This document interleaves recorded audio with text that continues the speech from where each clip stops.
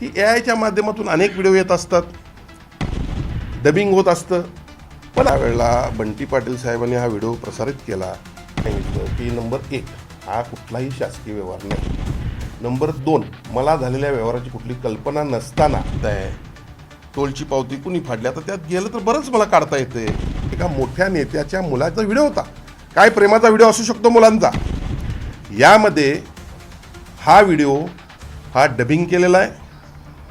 काही लोकांची माझ्याकडे तक्रार आल्यामुळे मी त्यांना न्याय दिला, हे मी तुम्हाला सांगितलं. मी कुणालाही कधीही चुकीच्या पद्धतीने वागलो नाही, कुणालाही ब्लॅकमेलिंग केलं नाही. कोल्हापूर जिल्ह्यातील सर्वच अचूक घडामोडींसाठी डिजिटल कोल्हापूरच्या सर्वच प्लॅटफॉर्मला लाईक, फॉलो, सबस्क्राईब करा. कुठलं हॉस्पिटल नाही, विविध संस्था नाहीत, कोट्यावधींची माझी माया नाही. माझी माया जी आहे ती माझी महायुती आहे. मला आज या ठिकाणी आठवतं आहे 2013 साली त्यावेळेला देखील कोल्हापूर जिल्ह्याचेच पालकमंत्री मला वाटते होते, गृहराज्यमंत्री होते. माझ्यावर मोठा प्रसंग उद्भवला होता. गणेश चतुर्थीच्या मिरवणुकीमध्ये, अनंत चतुर्थीच्या मिरवणुकीमध्ये माझ्यावर मोठ्या प्रमाणात हल्ला गृह खात्याच्या काही अधिकाऱ्यांनी केला होता. खऱ्या अर्थानं राजकीय लढाई सुरूच आहे आणि राजकारण म्हणजे अडथळ्यांची शर्यत आहे. आणि त्यातल्या त्यात माझ्यासारख्या सर्वसामान्य गोरगरीब कुटुंबातील एक युवक ज्याला कुठलंही राजकीय बॅकिंग नाही, माझं राजकीय बॅकिंग हे माझी महायुती, माझे कार्यकर्ते, माझ्या भागातील तालीम संस्था मंडळ. आणि त्यावेळेला देखील माझ्यावर विनयभंगासारखे गुन्हे दाखल केले. त्यावेळेला देखील माझ्या खांद्याला खांदा लावून लढणारी, माझ्यासोबत असणारी हीच माणसं होती. आज देखील तीच असणार आहेत आणि उद्या माझ्या अंत्यदर्शनाला देखील हीच माणसं असणार आहेत. आणि त्यामुळं आम्ही माणसं दुखवलेली नाहीत. आमची माणसं ती आमची माणसं आहेत आणि हे आमचं भांडवल आहे. खऱ्या अर्थानं मी आपल्याला आज या ठिकाणी बोलवलं आहे. बऱ्याच इलेक्ट्रॉनिक मीडियाशी मी काल बोललो. मी मुंबईत होतो. सन्माननीय एकनाथजी शिंदे साहेबांचे PA सचिन जोशी यांच्या मुलगीचा काल साखरपुडा होता, त्यामुळे मी मुंबईत होतो. अनेक इलेक्ट्रॉनिक मीडियाच्या माध्यमातून माझ्याकडे प्रतिक्रिया विचारल्या गेल्या. मी त्याच वेळी सांगितलं, मी कुठल्याही ब्लॅकमेलरला त्यानं माझ्यावर आरोप केले म्हणून त्याला उत्तर द्यायला ही पत्रकार परिषद आजची बोलवलेली नाही. 302 खटल्यातील आरोपीनं माझ्यावर कुठला आरोप केला म्हणून त्याला उत्तर द्यायला मी पत्रकार परिषद बोलवलेली नाही. स्वतःचं एखाद्या राजकीय पक्षात अध्यक्ष म्हणून स्थान असताना आणि त्याला राजीनामा दिल्यानंतर वरिष्ठांचं मन जिंकण्यासाठी माझ्यावर आरोप करणाऱ्या या ब्लॅकमेलरसाठी मी पत्रकार परिषद या ठिकाणी घेतलेली नाही. मी ही पत्रकार परिषद आज आयोजित केलेली आहे, ही मी माझ्या जनतेला या संदर्भात स्पष्टीकरण, ते पण स्पष्टीकरण का, तर विधान परिषदेचे काँग्रेसचे गटनेते सन्माननीय सतेज उर्फ बंटी पाटील यांनी मला काल आवाहन केलं की AIच्या माध्यमातून अनेक व्हिडिओ येत असतात, डबिंग होत असतं. पण आमदारांनी ही गोष्ट क्लिअर करणं गरजेचं आहे की सत्य परिस्थिती काय. त्यांच्या शब्दाला मान देऊन मी आज ही पत्रकार परिषद घेतोय. ही पत्रकार परिषद आज सुरू असताना मी 1-2 मुद्दे पहिल्यांदा क्लिअर करतो. यामध्ये हा व्हिडिओ हा डबिंग केलेला आहे. यामध्ये कुठलाही शासकीय व्यवहाराचा काही संबंध नाही आहे. यामध्ये एका व्यक्तीला उलट एका व्यवहारामध्ये मी मदत करून त्याला न्याय दिलेला आहे. त्याचे पुरावे देखील माझ्याकडे आहेत. योग्य त्यावेळेला मी ते सादर करेन. महत्त्वाचा माझा दुसरा प्रश्न असा आहे की ठीक आहे, माझी काळजी सतेज पाटलांनी फार घेतली काल, मी त्यांचे आभार व्यक्त करतो. पण माझा त्यांना देखील सवाल आहे. बघा, माझ्या विधानसभेच्या निवडणुकीमध्ये देखील पेन ड्राईव्ह घराघरात वाटली गेली, खोटी पुस्तकं वाटली गेली, व्यंगचित्र काढून वाटली गेली. पण मी कोल्हापूर शहरामध्ये इतिहास घडवला. मतदारांची मी मनपूर्वक आभार व्यक्त करतो. त्यांचा आशीर्वाद माझ्या पाठीशी राहिला. 30,000च्या वरती मतांनी मला महायुतीच्या मतदारांनी निवडून दिलं. पहिल्यांदा शहरातून हॅट्रिक करणारा मी ठरलो. हे सगळं होत असताना त्यावेळी देखील माझ्यावर अशाच पद्धतीचे आरोप झाले. बघा, त्यानंतर आम्ही 10-0 विधानसभा जिंकली, जिल्हा परिषद जिंकली, नगरपालिका जिंकल्या. ह्या सगळ्या निवडणुका जिंकत असताना महानगरपालिकेमध्ये प्रचाराची सांगता होत असताना शेवटच्या दिवशी सन्माननीय बंटी पाटील साहेबांनी एक प्रेस घेतली होती, आपल्या सर्वांना माहीत आहे. त्या प्रेसमध्ये कुठला व्हिडिओ दाखवला होता हो? हाच व्हिडिओ दाखवला होता असं मला वाटतं. आपण देखील ते मान्य कराल. म्हणून माझा त्यांना प्रश्न आहे, सन्माननीय बंटी पाटील साहेब, मी आपल्याकडे आदरानं पाहतो, आपण ज्येष्ठ नेते आहात. आपल्याला हा व्हिडिओ आपण त्यावेळी प्रसारित करून 8 जानेवारी 2026 रोजी या संदर्भात मी सन्माननीय मुख्यमंत्री उपमुख्यमंत्र्यांना मेल केलेला आहे आणि याच्या चौकशीची मागणी केली. अशी पत्रकार परिषद घेतली होती का? घेतली असेल तर त्याचा आपण खुलासा करावा. आणि अशा पद्धतीची निवडणुकीच्या तोंडावर पत्रकार परिषद घेऊन देखील कोल्हापूर शहरातील महानगरपालिका क्षेत्रातील मतदारांनी तुम्हाला घरी बसवलं, महायुतीची सत्ता आली, मग त्या अजून धक्क्यातून तुम्ही अजून सावरला नाहीत का? कारण त्यावेळेला तुम्ही त्याची चौकशी करायला पाहिजे होती की मुख्यमंत्र्यांनी याच्या बाबतीत काय निर्णय घेतलेला आहे, उपमुख्यमंत्र्यांनी याच्या बाबतीत काय निर्णय घेतलेला आहे. कुणाच्या तरी माध्यमातून आपण हे व्हिडिओ अशा पद्धतीचे वारंवार बाहेर काढणं हे आपल्याला शोभतं का? म्हणून मला याचं आपल्याकडून उत्तर हवं आहे. खरं म्हणजे राजकारणामध्ये जसं आता सन्माननीय आदिल फरास यांनी सांगितलं, विजय जाधव यांनी सांगितलं, महेश जाधव यांनी सांगितलं, आमच्या उपमहापौर साहेबांनी सांगितलं की राजकारणाला मर्यादा पाहिजे.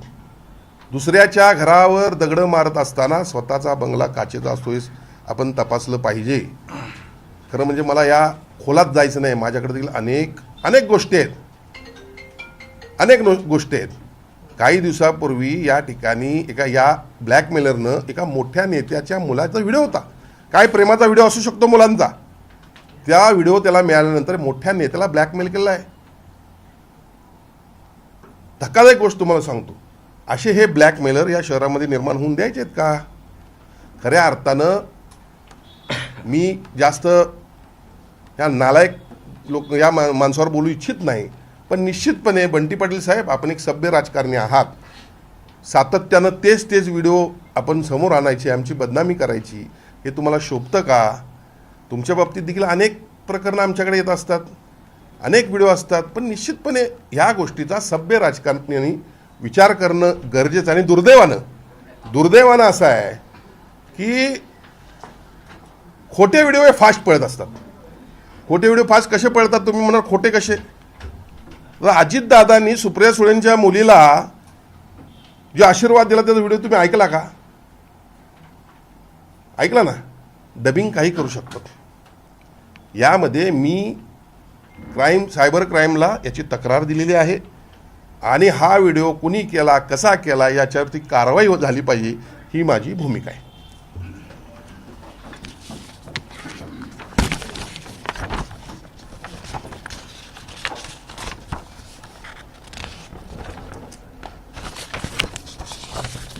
असा आता उल्लेख केला की सतेज पाटलांचे सुद्धा बरेच तुमच्याकडे व्हिडिओ आहेत आणि आमच्याकडे बऱ्याच तक्रारी येतात, तर ते काय आहे स्वरूपाचं? नाही, योग्य वेळात बघा, प्रत्येक गोष्ट आम्ही राजकारणात सभ्यता पाळतो. एखाद्याच्या घरच्या मुलांच्या पण आम्ही जात नाही. आणि सांगायचंच म्हटलं तर बरंच सांगू शकतो. अनेकांच्यावर रेपचे गुन्हे दाखल झालेले आहेत, आम्ही नाही केलं असं. घरगुती घरापर्यंत पोचायचं नसतं. मुलं ही आपल्याला समान असतात, सगळ्यांची मुलं. एखाद्या वेळेला एखादी चूक झाली असली तर आपण राजकारणाचा वापर करून त्याला बदनाम करणं हे अतिशय वाईट आहे. त्याला सुधारण्याची संधी द्यायची असती, मुलांची जीवनाची सुरुवात झाली असती. एखाद्या वेळेला चूक जरी झाली असली तरी आम्ही अशा पद्धतीचं राजकारणच केलं नाही. आणि त्यामुळं ज्या त्यावेळी योग्य वेळी जर त्यांच्याकडून जर अशीच भावनानं आमच्या विरोधात जर काम करणार ते असतील तर आमचं देखील पुढच्या काळात मग असंच वागणं राहील. कौटुंबिक वैयक्तिकपेक्षा सार्वजनिक व्यवहारातले असे काय तुमच्याकडे आले का त्यांच्यात? हे बघा, हे मी आता जास्त बोलणं उचित नाही आहे. हे आपल्याला पण सगळ्यांना माहीत आहे. टोलची पावती कुणी फाडली, आता त्यात गेलं तर बरंच मला काढता येते. थेट पाईपलाईनची परिस्थिती काय आहे सगळ्यात नाही. मला यामध्ये राजकारणामध्ये सभ्यता ठेवूनच पुढे जायचं आहे. आम्हाला आता जबाबदारी आहे. आज मी देशाचे पंतप्रधान नरेंद्रभाई मोदी यांचं स्वप्न आहे देशाला महासत्ता बनवण्याचं, त्यासाठी राज्यामध्ये काम करतोय. या राज्याची इकॉनॉमी 2047 साली $5 ट्रिलियन झाली पाहिजे यासाठी आम्ही प्रयत्न करतोय. कोल्हापूर शहरासाठी विविध प्रकल्प आपण आणलेले आहेत. सर्किट बेंच तुम्ही आणला का? नाही आणला. कन्व्हेन्शन सेंटर मी आणलं, IT पार्क मी आणला, हद्दवाढीचा विषय आहे, आई अंबाबाई तीर्थक्षेत्र आहे, लवकरच रंकाळ्यामध्ये आता फाउंटन बसेल. आज रंकाळ्याची परिस्थिती काय आणि पूर्वी काय होती? जवळपास 1200 बेडचं हॉस्पिटल आम्ही आणलं. कोल्हापूर शहर आणि जिल्ह्याचा परिसराचा विकास केल्यानंतर या जिल्ह्यातील नागरिकांनी ठरवलं यांना हद्दपार करायचं आहे. हे लक्षात घ्या. 10 पैकी 10 सीट बघा. श्रीमंत छत्रपती शाहू महाराजांचा विजय मी आजही म्हणतो आणि त्या निकाला दिवशी म्हणलो होतो, हा त्यांच्या व्यक्तिमत्वाचा विजय आहे, काँग्रेसचा विजय नाही आहे. 10 पैकी 10 सीट आम्ही विधानसभेला आणल्या, जिल्हा परिषद आम्ही आणली, नगर परिषदा आणल्या. आज महानगरपालिका देखील पहिल्यांदा महायुतीकडे आली आणि त्यामुळे त्यांच्या पायाखालची वाळू घसरलेली आहे. पुढची येणारी गोकुळ देखील आम्ही जिंकणार आहोत. आणि म्हणून अशा पद्धतीचं बदनामीचं कटकारस्थान हे कितपत योग्य आहे? आपण सभ्य राजकारणी असताना आपली प्रतिमा बदलून घेऊ नये असा माझी त्यांना विनंती आहे किंवा सल्ला आहे. यामागे कुणीही असलं तरी आता कोणतीही निवडणूक नाही, मग निवडणूक नसताना अशा पद्धतीनं व्हिडिओ समोर आणण्याचं कारण काय असावं असं वाटतं तुम्हाला? आता काय लोकच विसरायला लागलेत ना त्यांना, आणि त्यांना लोकांची आठवण यायला पाहिजे. ते काहीतरी आहे तिथं कोल्हापूरची आठवण यायला पाहिजे, कारण तोच व्हिडिओ त्यांनीच काढला होता. तुम्हाला माहिती आहे ना, म्हणजे तुम्ही सगळे ते मी उगीच काय बोलत, आय विटनेस आहात आपण सर्व. 10 जानेवारीला कोल्हापूर महापालिकेची निवडणूक झाली, बरोबर आहे की नाही? 8 तारखेला त्यांनी हा व्हिडिओ काढला होता का नाही? 16 तारखेला निवडणूक झाली, 16 जानेवारीला निवडणूक झाली. देन 14 तारखेला प्रचाराच्या सांगतेच्या दिवशी मला आठवते, त्या दिवशी त्यांनी हा व्हिडिओ सकाळी काढला होता ना. मग त्यांनी चौकशीची मागणी केली होती ना. मग चौकशीची मागणी केली असताना त्याचं काय झालं हे विचार करायला पाहिजे ना. पुन्हा अशा पद्धतीचं आपल्या हस्तकांच्याद्वारे व्हिडिओ काढणं कितपत योग्य आहे? नेमका व्हिडिओ काय आहे आणि 40 लाखाचा व्यवहार हे नेमकं काय प्रकरण आहे? मी आत्ता आपल्याला काय सांगितलं साहेब, की अजितदादा पवार आता जिवंत आहेत का? आहेत. पण त्यांच्या सुळेताईंच्या मुलगीला आशीर्वाद द्यायला कोण होतं? अजितदादांचा आवाज आपण ऐकला नाही? सुनेत्रा वहिनी निवडणुकीला उभारल्या, अजितदादांच्या आवाजात त्यांनी लोकांना आवाहन केलं का नाही? आवाजात फरक वाटला आपल्याला? नाही वाटलं. हे सगळं AI डेव्हलप झालेलं असतं, डबिंगचे प्रकार आहेत. बघा, माझ्या राजकीय जीवनामध्ये मी कुणालाही कधीही चुकीच्या पद्धतीने वागलो नाही, कुणालाही ब्लॅकमेलिंग केलं नाही. माझ्यावर जे आरोप झालेत, मी या ठिकाणी विश्वासानं सांगतो आपल्याला, माझ्या राजकीय जीवनामध्ये अडथळा प्राप्त व्हावा यासाठी केलेले आरोप आहेत. आणि याचा आपण सर्वजण याचा आय विटनेस आहात, कारण तुमचं मला सहकार्य आहे म्हणून तर मी इथपर्यंत आलेलो आहे. तुम्ही मला आठवते 2007ला मला पहिल्यांदा पश्चिम महाराष्ट्र प्रमुख विद्यार्थ्यांचं काम मिळालं, तेव्हापासून मी काम करतोय. कुणासाठी काम केलो मी रस्त्यावर उतरलो, फेरीवाल्यासाठी उतरलो, रिक्षावाल्यासाठी उतरलो, पाणीपट्टी वाढायला नाही पाहिजे म्हणून उतरलो, घरफळा वाढला नाही पाहिजे म्हणून उतरलो. मी आमदार असताना सातत्यानं 5 वर्ष रस्त्यावर होतो, पुढचे 5 वर्ष रस्त्यावर होतो. ठीक आहे, पराभव हा स्वीकारला, पण पराभवानं थांबलो देखील नाही.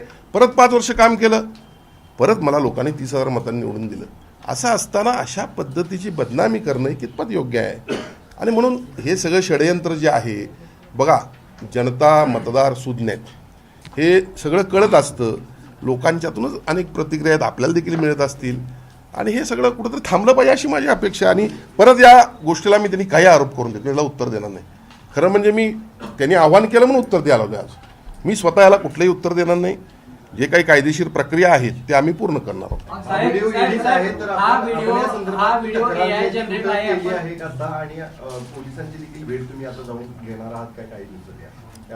नाही, माझी आता कायदेशीर टीम या सगळ्या गोष्टींचा विचार सुरू आहे सकाळपासून. आणि बघा, शेवटी राजकारणामध्ये काही गोष्टीला मर्यादा असतात. ठीक आहे, आपण लिव्ह इट करतो काही गोष्टी, पण जर ओव्हर होत असलं तर निश्चितपणे जर कोण प्लॅन करत असेल तर त्याचा पण आपल्याला प्लॅन करावा लागेल. चुकीचं का? एखाद्या व्यक्तीला बदनाम करण्याचं षडयंत्र कशा करता पाहिजे? साहेब, तुम्हाला बदनाम करण्याचा प्रयत्न आहे फक्त. साहेब, हा व्हिडिओ AI जनरेट आहे आपण असं म्हणतात. त्याचबरोबर या प्रेस नोटमध्ये असं म्हणतात की ज्या व्यक्तीने हा व्हिडिओ काढलाय तो ओरिजिनल व्हिडिओ सध्या आपल्याकडे आहे का? कारण प्रत्येक राजकीय व्यक्तीला त्याची प्रतिष्ठा महत्वाची असते. ती योग्य वेळ अजून आलेली नाही का तो व्हिडिओ समोर? 8 तारखेला ज्या वेळेला बंटी पाटील साहेबांनी हा व्हिडिओ प्रसारित केला, ज्या व्यक्तीने हा व्हिडिओ काढला त्याचा स्वतःहून मला फोन आला की साहेब हे चुकीचं आहे, मी असं काही त्यामध्ये केलेलं नाही आहे. आणि त्या संदर्भात त्यानं मला लेखी दिलेलं आहे, लेखी मायड आहे, कळालं का? आणि त्यामुळं आता बघा, आपल्या माध्यमातून बंटी पाटलांनी मला भूमिका स्पष्ट करायला सांगितली, त्यामुळे मी स्पष्ट त्या ठिकाणी भूमिका माझी केलेली आहे. ज्या काही कायदेशीर गोष्टी असतील त्या ठिकाणी मी त्या सगळ्या वापरणार आहे. चोरून व्हिडिओ काढल्याचं दिसतंय. ते जरी संवाद वेगळा तुमच्या म्हणण्याप्रमाणे यायचा असेल तर मग ओरिजिनल त्यामध्ये काय तुमचं बोलणं होतं किंवा काय त्याचा उद्देश काय होता? मग मी आपल्याला काय सांगितलं की नंबर 1, हा कुठलाही शासकीय व्यवहार नाही. नंबर 2, मला झालेल्या व्यवहाराची कुठली कल्पना नसताना काही लोकांची माझ्याकडे तक्रार आल्यामुळे मी त्यांना न्याय दिला, हे मी तुम्हाला सांगितलं. आणि त्यातनं ते चुकीचं काहीतरी जनरेट केलं गेलेलं आहे आणि त्याची मला त्यांनी स्वतःहून फोन करून दिलेली कॉपी पण आहे सहीसह त्यांच्या हस्ताक्षर नाही.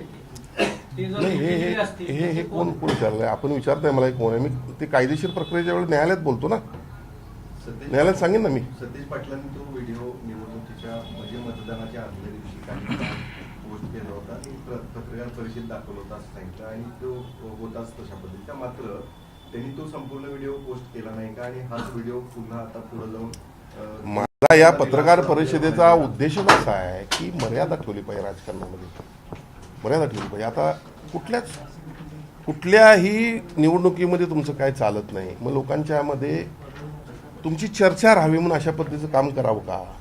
तर करू नये, ही माझी हीच भूमिका आहे. घरापर्यंत कुणाच्या जाऊ नये, घरापर्यंत जाऊ नये कुणाच्या.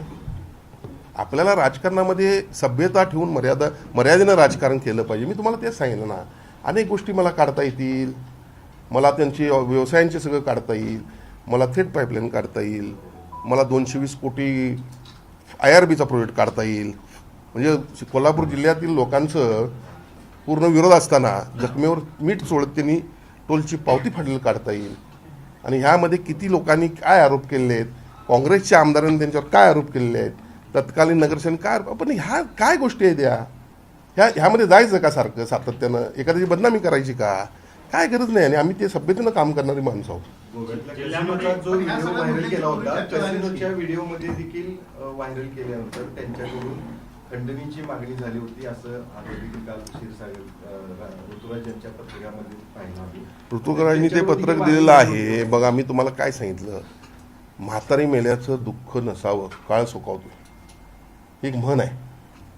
माझ्याकडे स्वतः एक व्यक्ती आली होती या संदर्भात की असा व्हिडिओ किंवा हे जे काय आहे ते संपवून घ्या. मी म्हणलं जो कोणी आहे त्याला सांग तुला काय करायचं ते कर, हे मी स्वतः सांगितलेलं आहे. कारण मला माझ्या मुलग्यावर विश्वास आहे, तो चुकीचं काय करणार नाही. मी त्याचं समर्थन केलं असं म्हटलेलं नाही, पण त्यानं जे काय केलं असेल ते कायदेशीर कृत्य केलं असेल. पण अशा पद्धतीनं जर कोण आम्हाला ब्लॅकमेल करत असेल तर आम्ही पण शिवसेना प्रमुखांच्या विचाराचेच आहोत, त्यांच्या मुशीतच घडलेलो आहोत. आणि म्हणून या कोल्हापुरात तरी किमान अशा पद्धतीचं ब्लॅकमेलिंग, आता मी बोलायला गेलं तर ते पण भरपूर आहे, कारण मला फालतू ब्लॅकमेलरना उत्तर कुठलं द्यायचंच नाही ना. ते आमची नंतर महानगरपालिकेची गट आमचं बघून घेईल. जिल्ह्यामध्ये अनेक आमदार आहेत, त्याच्यामध्ये अनेक मंत्री देखील आहेत, पण राजेश क्षीरसागर यांना टार्गेट केलं जाते असं तुमचं म्हणणं आहे का? नेमकं काय? तुम्ही त्याचे आय विटनेस आहे. बघा, अनेक लोक मंत्री आहेत, अनेक लोक आमदार आहेत, मोठ्या संस्था आहेत, सगळ्यांचं मोठं आहे. माझं काहीच नाही ना. अजून एक 10-15 दिवसांनी एक आणखी व्हिडिओ व्हायरल करण्याचा त्यांनी इशारा दिला. 100 करा, विधानसभेत केला तुम्ही, महापालिकेत एक केला, आणि 100 करा, काय फरक पडतोय? कायदेशीर आम्ही कारवाई करू. आता आम्ही पण काय ग बसणार आहे? काय पण करा. राज्याच्या विधिमंडळाचं आता अधिवेशन सुरू आहे, तुम्ही राज्याच्या विधिमंडळाच्या कॅबिनेट मंत्रीपद तुमच्याकडे आहे. हा हो. विषय विधिमंडळाचा तर तुम्ही काय सांस्कृतिक कार्य मंत्री सन्माननीय नामदार चंद्रकांत पाटील साहेब आज कोल्हापूर दौऱ्यावर आहेत. आपण त्यांना प्रश्न विचारावा, हा काय नियम आहे, काय कायदा आहे. मला वाटतं अयोध्येला आपल्याला बोलू दे ना. हां, त्यांना प्रश्न विचारावा. पण या सगळ्या व्हिडिओच्या पाठीमागे आमदार सतीश पाटील यांनी तुमचं असं विधान आहे. बघा, आता मला तर तसंच वाटते, कारण त्यांनीच हा व्हिडिओ काढला होता त्यावेळेला, पुन्हा तो व्हिडिओ येतोय. मग मी काय समजायचं सांगा तुम्ही? हे दूध खोळ्या माणसाला सुद्धा कळते, मुलाला सुद्धा कळेल, असं चुकीचं आहे. माझं म्हणणं हेच आहे. बघा, निवडणुका येत असतात, जात असतात. इतके वर्ष तुम्ही सत्ता भोगली, आम्ही लाट्याकाट्या खाल्ल्या, आम्ही विरोधी पक्षात होतो. आता सत्ता लोकांनी तुमच्या निष्क्रियतेमुळे लोकांनी आम्हाला सत्ता दिली, तर कुठंतरी अशा पद्धतीनं काम करू नये. रविकिरण निगवलेंचा तुम्ही उल्लेख ब्लॅकमेलर असं करताय, काय नेमकी त्यांचे ब्लॅकमेलिंगचे प्रकरण? मला त्या व्यक्तीबद्दल कुठलंही उत्तर आपल्याला द्यायचं नाही. माझं विनंती आहे. ते येऊन ब्लॅकमेलर जर येऊन पत्रकार घेऊन असे आरोप करत असतील तर आम्हाला त्यांची दुसरी बाजू समजली पाहिजे. काय तुम्ही जर त्यांना ब्लॅकमेलर असं म्हणत असाल तर एक ब्लॅकमेलर येऊन पत्रकार परिषदेतून कुणावर आरोप करत असतील, मंत्रिपदाचा दर्जा असेल तर ते नेमकं काय ब्लॅकमेलिंग करतात हे मीडियावर पण कळलं पाहिजे. नाही, आता हे आपण शोधून काढलं पाहिजे ना. तुमच्याकडे काय कोल्हापूर शहरातल्या अनेक लोकांना माहिती आहे. मी सांगायची काय गरज आहे? मी एखाद्या ब्लॅकमेलवर बोलणंच मला उचित समजत नाही. माझं ते स्टँडर्डच मी समजत नाही. मी काय तुम्हाला सांगितलं की सतेज पाटील हे विधान परिषदेचे गटनेते आहेत. त्यांनी मला विचारलं, त्यांचा मान ठेवा म्हणून मी आधी पत्रकार परिषद घेतल्या. मी कुठल्याही ब्लॅकमेलर 302च्या खटल्यातल्या आरोपीला मी उत्तर देणार नाही. पण मग ह्यांचं राजकीय पुनर्वसन तुम्हीच का केलं होतं तेव्हा? आता तुम्ही ते राजकारणात गेला तर आता मग ते मी ते त्यावेळेला दुसरीच पत्रकार परिषद घेतो त्यासाठी.